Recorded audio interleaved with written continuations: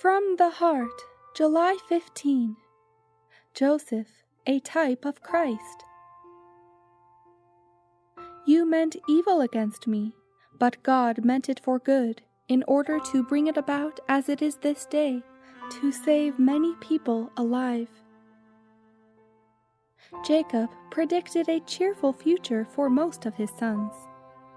Especially for Joseph, he uttered words of eloquence of a happy character. Joseph is a fruitful bough, even a fruitful bough by a well, whose branches run over the wall.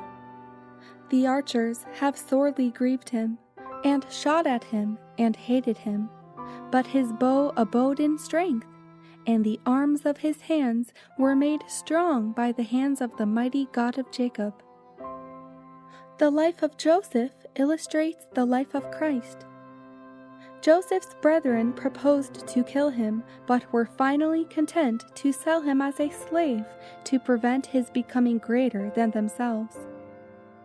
They thought they had placed him where they would be no more troubled with his dreams, and where there would not be a possibility of their fulfillment.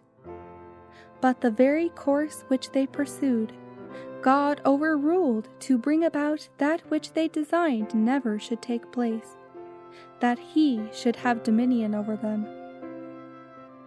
Joseph walked with God, and when he was imprisoned and suffered because of his innocence, he meekly bore it without murmuring.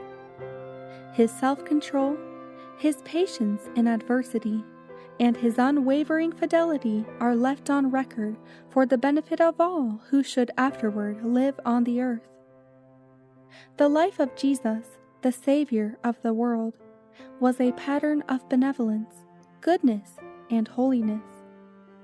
Yet he was despised and insulted, mocked and derided, for no other reason than because his righteous life was a constant rebuke to sin.